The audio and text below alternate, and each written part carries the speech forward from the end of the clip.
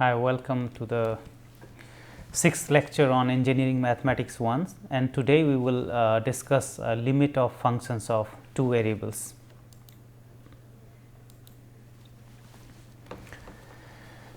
So, today in particular we are talking about now the differential calculus and functions of several variables, and before I introduce the limits, I will also discuss what type of these functions we mean for the several variables. So, here first let me introduce you the functions of two variables. So, a function z is equal to f x y. So, it is similar to what we have the function of one variable, but there we consider like y is equal to function of x. So, there it used to be only one variable, but now here the z depends on two variables x and y. So, it is a function of two variables, and this is a real valued function of two variables x and y if to each point x y of a certain part of x y plane, which is called the domain of the function, and if we assign this value using this rule f is equal to z is equal to f x y to a real value z according to some given rule f x y, then we call this function as a function of two variables. So, what is the domain? Domain is basically the set of points x y in the x y plane for which f x y is defined, and the range is the collection of all possible values of z corresponding to the point x y. So, here we will call these x y as independent variables and z as dependent variable. So, in this situation let us consider the coordinate system of x, y and z axis, and for example, this is the point in the x y plane denoted by this point here, and the coordinate of this point in the x y plane are given by x and y. So, corresponding to this point, if we compute this f x y, then for instance, this is the point here, the height of this along the z axis at this point x y of this function is f x y. So, this is the point here in three dimensional system, x coordinate comma y coordinate and the z coordinate, which is f x y. So, now if we collect all these points corresponding to the point in the domain, this a surface will be formed. So, this a function of two variables in three dimensional plane here represents a surface. So, this is the function z is equal to f x y, which represents the surface in this three dimensional coordinate system. So, now let us consider this example here z is equal to square root 1 minus x square minus y square. So, since this z is real, then the argument here 1 minus x square minus y square must be greater than or equal to 0, and this will imply that x square plus y square must be less than or equal to 1, and therefore, we get this domain D, which is contains all the points here in R 2, means both are the real. So, in x y plane where the x square plus y square is less than or equal to 1. So, this is a circular disk here in the x y plane, which forms the domain for this function z is equal to square root 1 minus x square minus y square, and the range. So, the values of the possible values of z for the points from this domain is the range. So, if we notice here that x square plus y square is less than or equal to 1. So, this value of the square root here will belong to 0 and 1. So, that is the range here, all the points z from the real axis and where the z is between 0 and 1. So, this is the graph of this function, which is the sphere, basically the half sphere above part of the sphere. So, here the z axis, the x axis and the y axis.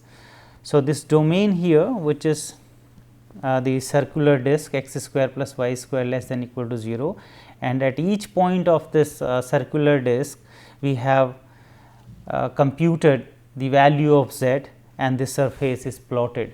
So, this is the interpretation, the geometrical interpretation of the functions of two variables.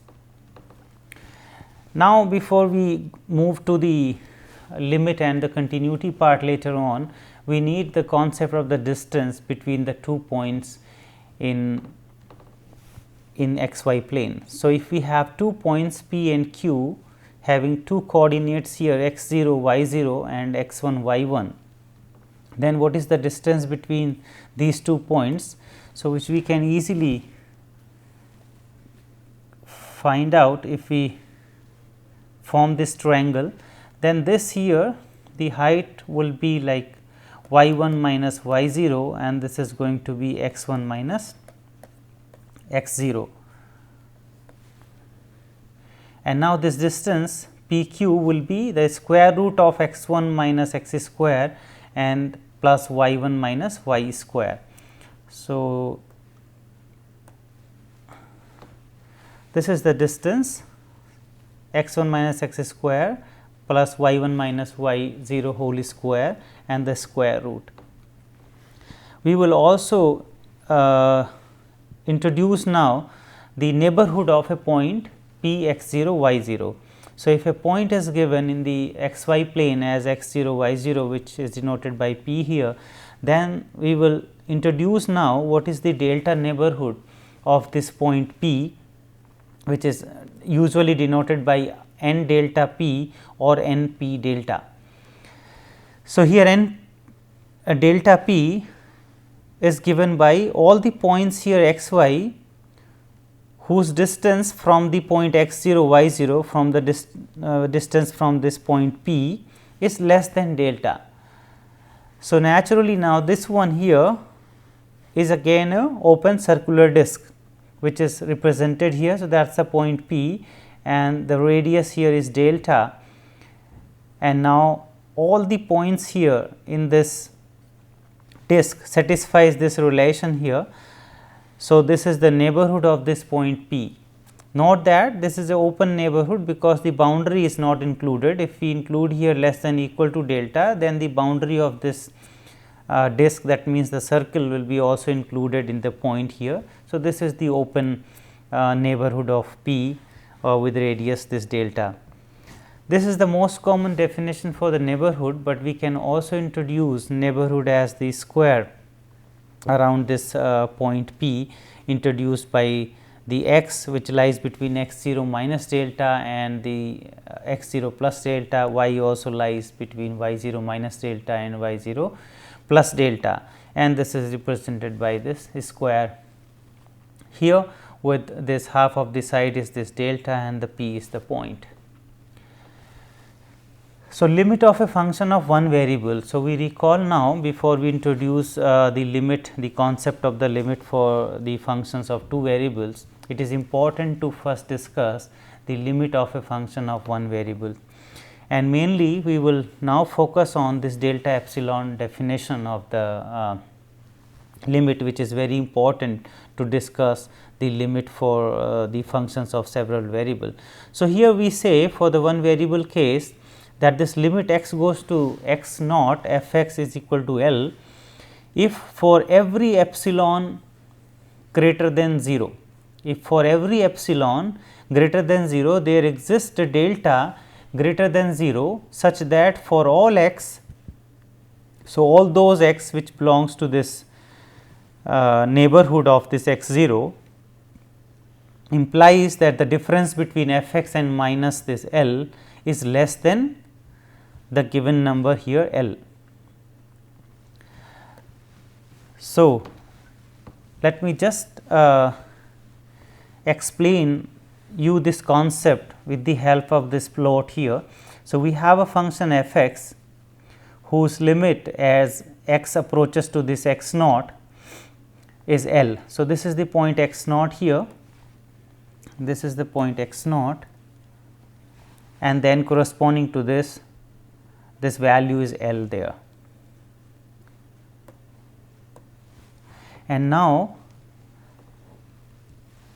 so what this definition says, that corresponding to every epsilon. So, this could be a very small number or anything. So, this epsilon positive, that means which is denoted by this distance here around this L. So, for every epsilon, however small, there always exists a neighborhood of this x naught, which is the case here. And now, if we take any x in this neighborhood, so this is the delta. So, if we take any point in this neighborhood now, the value will be, or the difference of the value of this f x and minus this L will be less than the epsilon. Yeah, this is epsilon here. So, let me just correct it. This is epsilon. So, that difference will be less than epsilon. And this function may not be defined at x is equal to x 0. So, to define the limit of a function at a point x naught, the function may not be defined at this point x naught, and therefore, here that x is equal to x naught is excluded. So, in other words, we can, if we can make the difference this f x minus L, this difference here f x minus L, if we can make this difference as small as we like by considering a small neighborhood around this x naught, then we say that this f x is equal to the limit of this f x naught, f x as x goes to x naught is L.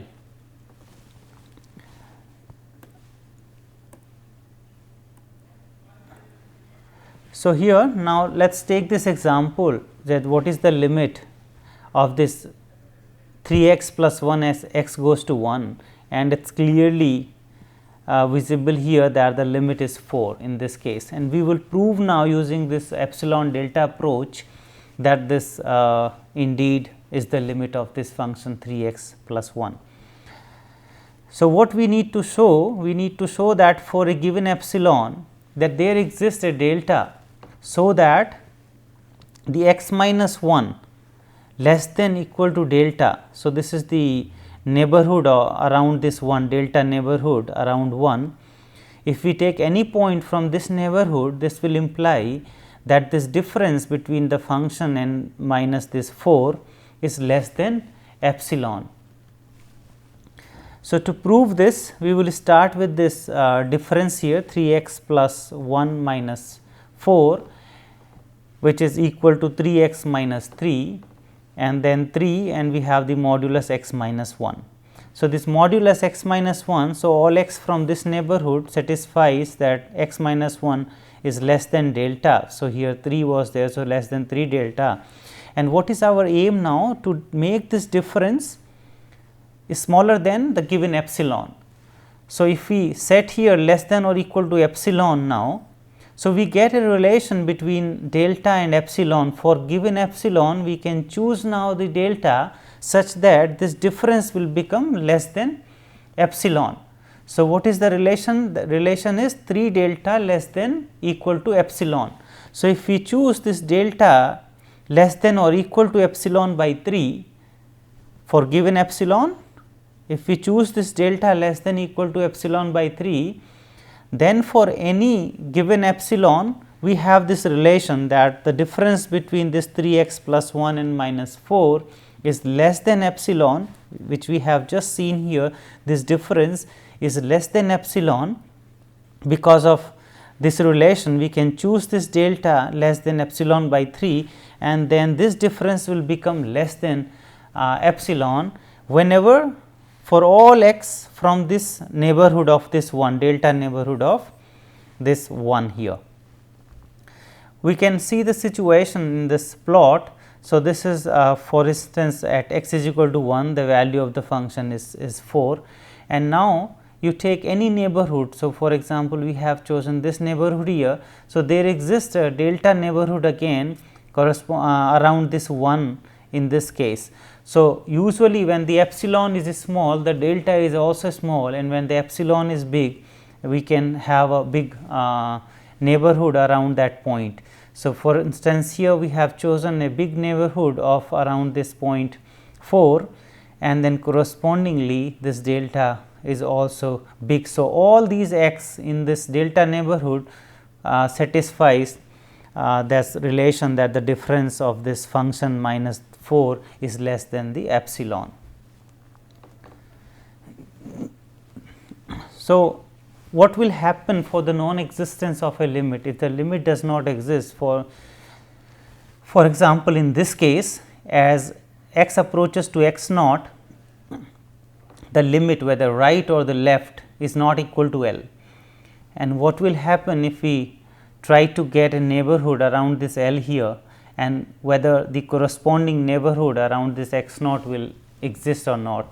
So, here for example, this is the epsilon neighborhood, but what we see in this case that there is no neighborhood of this x naught, whatever small neighborhood you take, and any x between this, the difference between the function value and this limit will exceed than this epsilon here. So, yeah, it is clearly visible that you take any point in this neighborhood here, and then the difference between the f x and this L will increase than the given epsilon here. So, in this situation we do not have the possibility that for a given epsilon there exists a delta neighborhood around this x naught.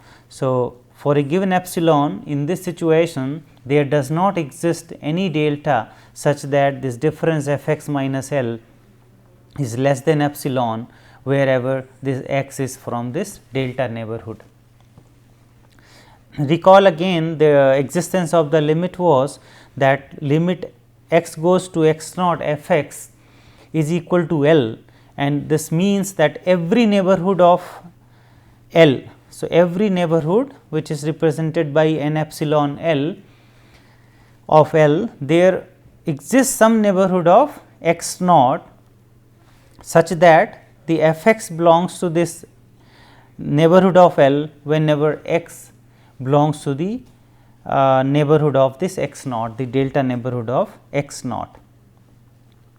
So, limit of functions of two variables we will discuss now. So, this is just the continuation of this rather general definition here. So, this x may be a point in two dimensional plane, for example, in x y plane, and again this definition will be carried for generalization the definition of the limit.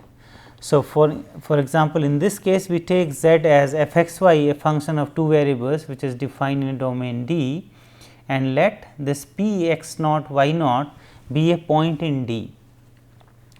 So, if for a given real number epsilon, however small, we can find a real number delta such that every point x y in the delta neighborhood of this point x naught y naught, it satisfies that f x y minus L is less than epsilon, then we will call that this L is a limit. So, what does that mean?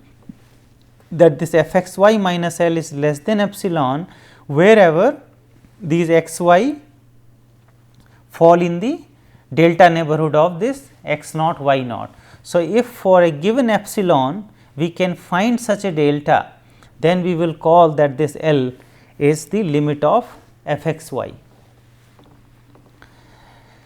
Again, the function may not be defined at x naught y naught for the existence of this limit, and therefore, we may exclude this that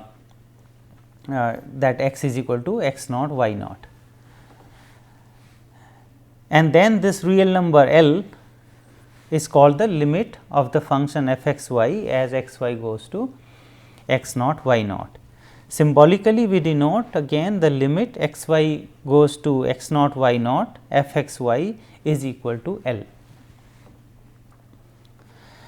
So, if we take this problem now from this functions of two variable x square plus y square and sine 1 over x square plus y square, and this limit is 0. We want to prove that this limit is 0 using epsilon delta approach.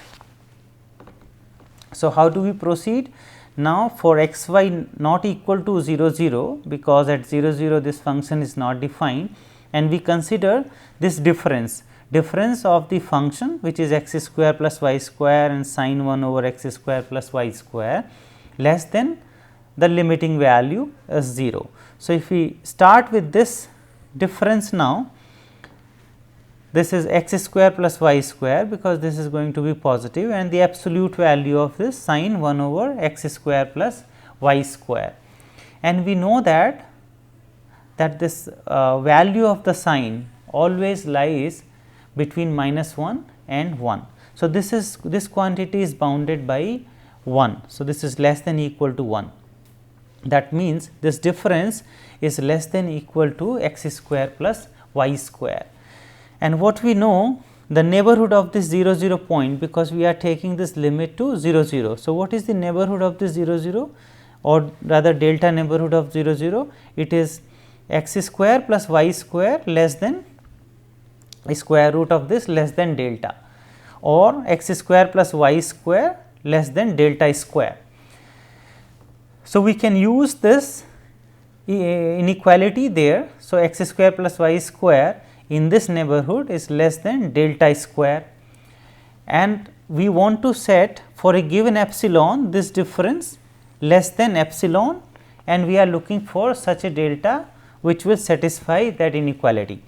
So, here this difference, if we want to make less than epsilon, then we can get this relation between delta and epsilon. So, for given epsilon, if we choose delta such that the delta square is less than or equal to epsilon, then we are done with the limit that this difference is less than epsilon for the delta which satisfies that delta square is less than epsilon. So, here if for a given epsilon, if we choose that delta square is less than or equal to epsilon, then this difference between the function value and its limiting value will be less than epsilon. So, this here will be less than epsilon, if we take x y from this neighborhood. So, again just to recall this. So, we have started with the difference between the function value at any point x y not equal to 0 0 and its limiting value, and somehow we have to write down this difference in terms of the, so that we can use this delta inequality from the neighborhood of the x naught y naught point, which is 0 0 in this case. And once we reach to this delta, then we can set that this must be equal to less than equal to epsilon, because we want to make this difference here of the function and minus this limiting value less than epsilon. So, out of this difference we can say that for a given epsilon there exists a delta. The relation is that the delta square must be less than or equal to epsilon.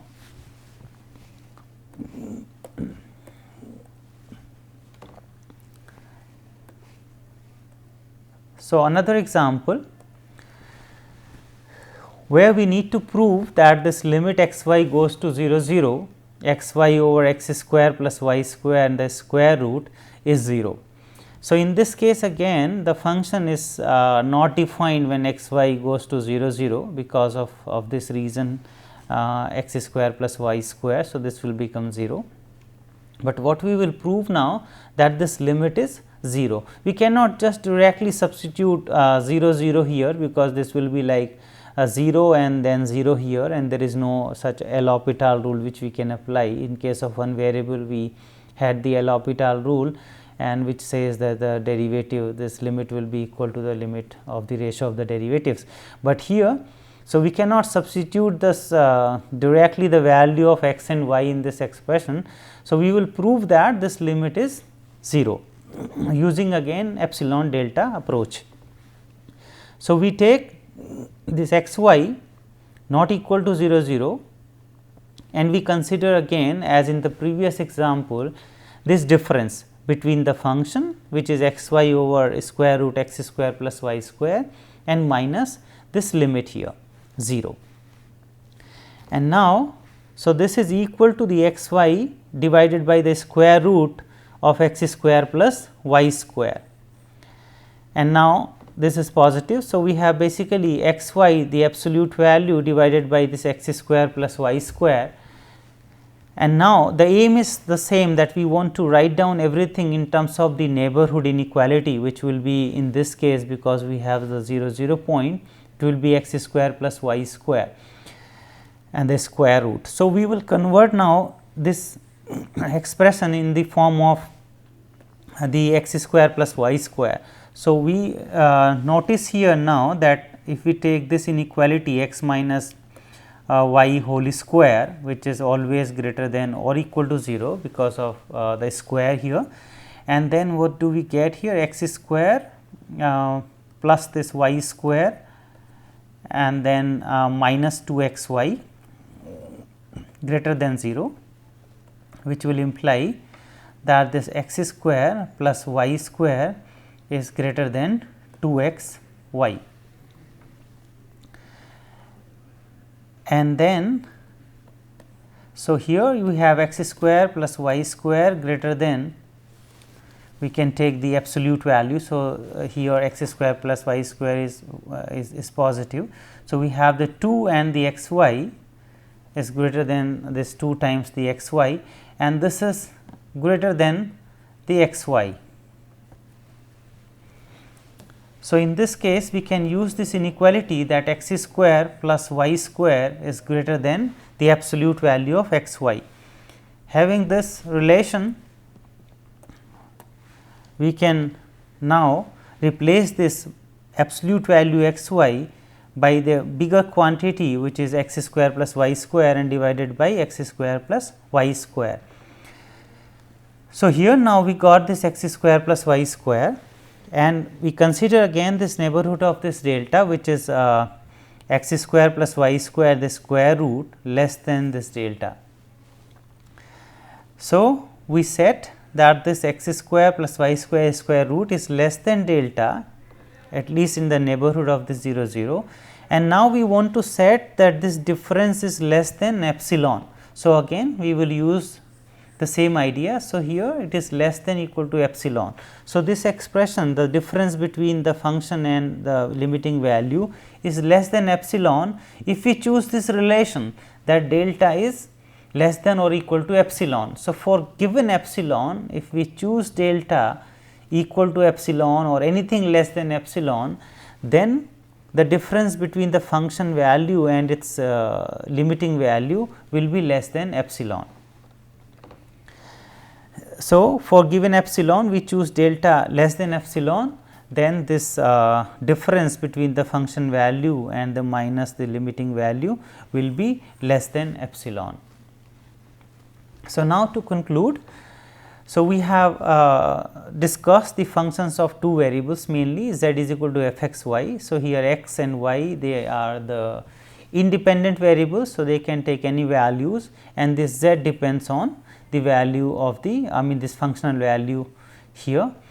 And we have also seen that such functions represent a surface in the x y z plane.